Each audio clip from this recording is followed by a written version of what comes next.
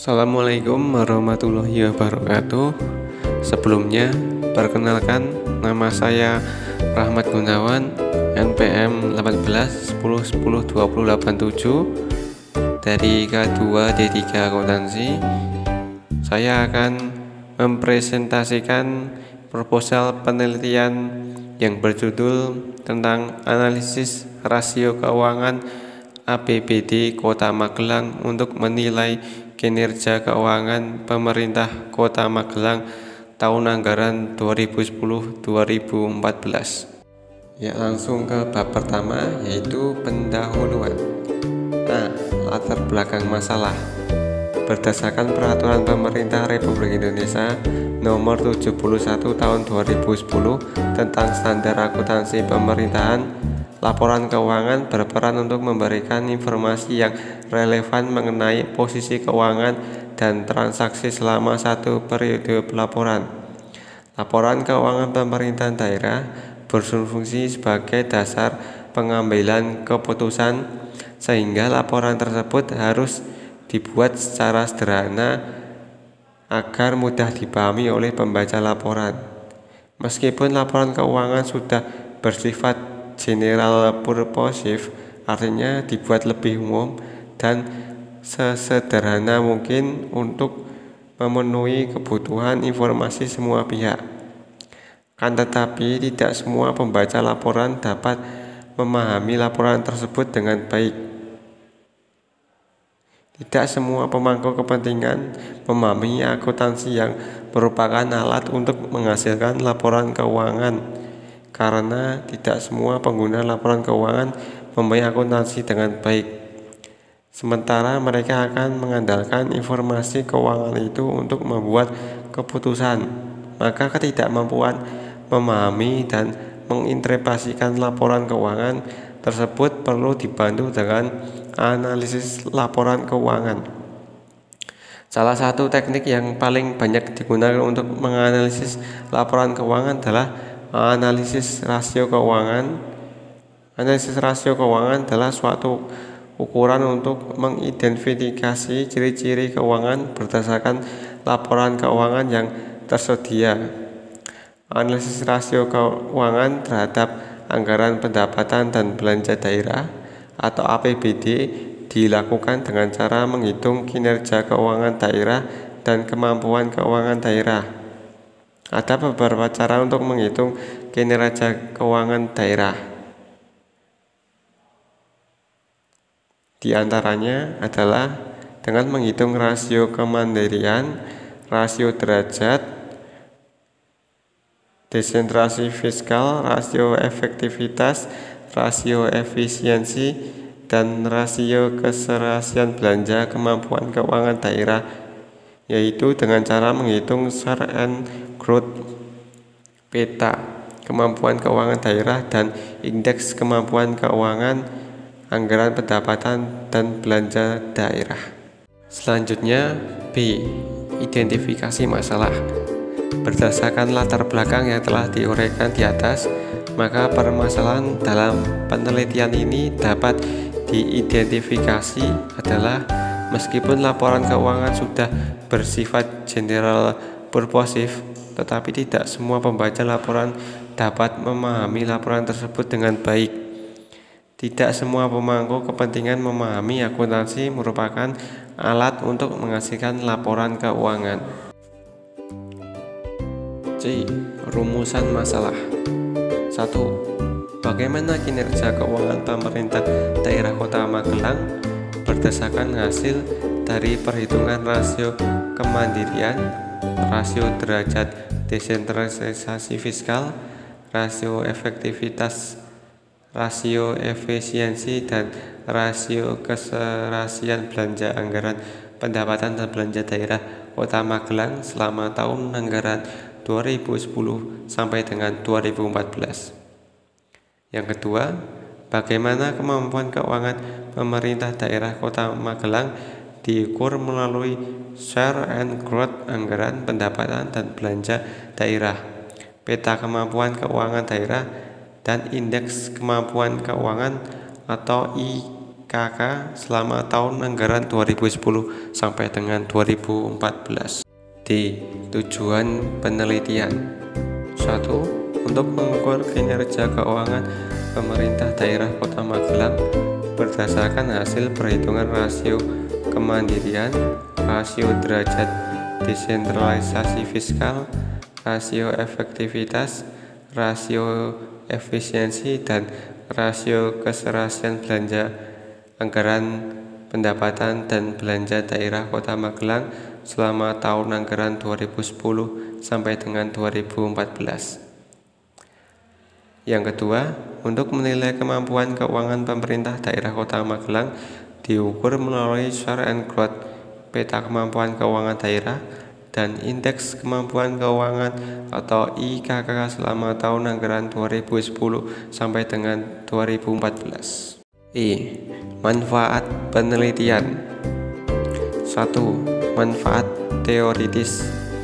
Penelitian ini diharapkan dapat memberikan referensi kepada acuan dalam menilai kinerja keuangan pemerintah daerah berdasarkan hasil perhitungan analisis rasio keuangan terhadap anggaran pendapatan dan belanja daerah. 2. Manfaat praktis. Bagi pemerintah, penelitian ini diharapkan dapat memberikan ukuran sejauh mana tingkat kinerja pemerintah daerah Kota Magelang dari waktu ke waktu selama periode 5 tahun, sehingga pemerintah terpacu untuk meningkatkan kualitas kinerjanya pada periode-periode berikutnya. B. Bagi masyarakat, penelitian ini diharapkan dapat memberikan informasi secara transparan kepada masyarakat mengenai laporan pertanggungjawaban APBD yang dibuat oleh pemerintah daerah Kota Magelang. C. Bagi akademis, penelitian ini diharapkan dapat menambah literatur dan menjadi acuan penelitian selanjutnya yang berhubungan dengan akuntansi sektor publik. D. Bagi penulis, penelitian ini dapat membantu penulis untuk memenuhi tugas akhir dan memberikan pengetahuan bagaimana cara menghitung analisa laporan keuangan pada anggaran pendapatan dan belanja daerah, sehingga penulis dapat mengetahui bagaimana kinerja pemerintah Kota Magelang dalam mengelola keuangan daerah. Selanjutnya ke bab 2, kajian pustaka. Yang pertama, pengukuran kinerja pemerintahan daerah. Pengukuran kinerja sangat penting dilakukan untuk menilai akuntabilitas organisasi dan manajer dalam menghasilkan pelayanan kepada publik yang lebih baik. Akuntabilitas menunjukkan bagaimana uang publik dibelanjakan secara ekonomis, efisien, dan efektif. Pusat pertanggungjawaban berperan penting untuk menciptakan indikator kinerja sebagai dasar untuk menilai kinerja. Pengukuran kinerja adalah salah satu cara untuk mempertahankan prestasi berbagai pekerjaan dan pelayanan yang dilakukan pemerintah.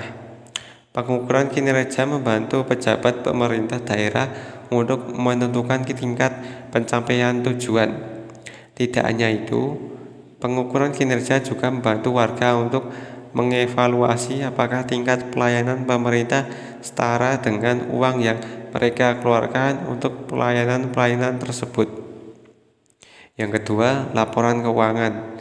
Salah satu alat penting dalam menjalankan dan melaksanakan fungsi analisis laporan keuangan adalah laporan keuangan. Menurut pernyataan standar akuntansi keuangan 1 revisi tahun 2009, laporan keuangan adalah suatu penyajian terstruktur dan posisi keuangan dan kinerja keuangan suatu entitas yang ditujukan untuk memenuhi kebutuhan bersama sebagian besar pengguna laporan. Yang ketiga, anggaran pendapatan belanja daerah. Menurut Moh Masun, anggaran pendapatan belanja daerah adalah daftar yang memuat rincian penerimaan daerah dan pengeluaran atau belanja daerah selama 1 tahun.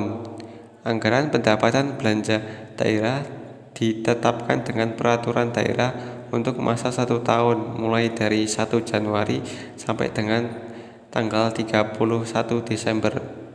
Dalam Peraturan Menteri Dalam Negeri Republik Indonesia Nomor 37 Tahun 2014 tentang pedoman penyusunan anggaran pendapatan belanja daerah tahun anggaran 2015 Pasal 1 Ayat 1 pengertian anggaran pendapatan belanja daerah adalah rencana keuangan tahunan pemerintah daerah yang dibahas dan disetujui bersama oleh pemerintah daerah dan DPRD dan ditetapkan dengan peraturan daerah. Yang keempat, analisis laporan keuangan. Fungsi utama laporan keuangan pemerintah daerah adalah untuk memberikan informasi keuangan kepada pihak-pihak yang berkepentingan sebagai dasar pengambilan keputusan. Tetapi tidak semua pengguna laporan keuangan memahami akuntansi dengan baik, sementara mereka yang mengandalkan informasi keuangan itu untuk membuat keputusan. Untuk membantu mengatasi ketidakmampuan memahami dan menginterpretasikan laporan keuangan tersebut, maka perlu dibantu dengan analisis laporan keuangan. Menganalisis laporan keuangan berarti menggali lebih banyak informasi yang dikandung suatu laporan. Ke bab 3, yaitu metode penelitian. Tempat dan waktu penelitian. Data yang digunakan dalam penelitian ini merupakan data sekunder laporan realisasi anggaran pendapatan belanja daerah Kota Magelang tahun 2010 sampai dengan 2014 yang diperoleh dari Dinas Pendapatan dan Pengelolaan Keuangan Daerah Kota Magelang. Waktu pelaksanaan penelitian ini dilakukan pada bulan Juli 2016. B.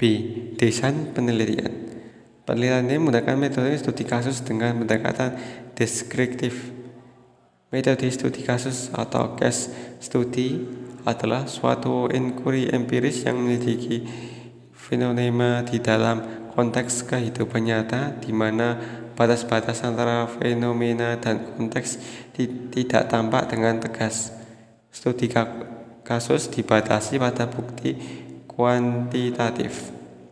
Metode deskriptif yaitu suatu metode dalam penelitian status sekelompok manusia, suatu objek, suatu set kondisi, suatu sistem pemikiran ataupun suatu peristiwa pada masa sekarang yang bertujuan untuk membuat deskripsi, gambar atau lukisan yang secara sistematif, faktual dan akurat mengenai fakta-fakta, sifat-sifat serta hubungan antara fenomena yang diselidiki. C. Teknik pengumpulan data. Data yang digunakan dalam penelitian ini merupakan data sekunder laporan realisasi anggaran pendapatan dan belanja daerah Kota Magelang tahun anggaran 2010-2014 yang didapatkan dari Dinas Pendapatan dan Pengelolaan Keuangan Daerah Kota Magelang yang beralamat di Jalan Sarwo Ediwono 2 Magelang. Telepon 08293 36530. Data tersebut merupakan dokumentasi dari laporan ringkasan anggaran pendapatan dan belanja daerah Kota Magelang tahun anggaran 2010 sampai dengan 2014. D. Teknik analisis data. Metode analisis yang digunakan dalam penelitian ini adalah metode statistik deskriptif. Statistik deskriptif mengacu pada transformasi data mentah ke dalam suatu bentuk yang akan membuat pembaca lebih mudah memahami dan menafsirkan maksud dari data atau angka yang ditampilkan di tahap-tahap yang dilakukan. Menganalisis data ini antara lain: A. Menghitung rasio keuangan berdasarkan data yang diperoleh dengan membuat tabel. B. Membuat grafik dari hasil perhitungan rasio keuangan dari setiap periode. C. Mendeskripsikan data dari hasil perhitungan rasio keuangan atau dengan melihat grafiknya. Ya, untuk selanjutnya mungkin sudah cukup dari saya, hanya itu saja. Apabila ada salah kata, saya mohon maaf. Wabillahi taufiq wal hidayah. Wassalamualaikum warahmatullahi wabarakatuh.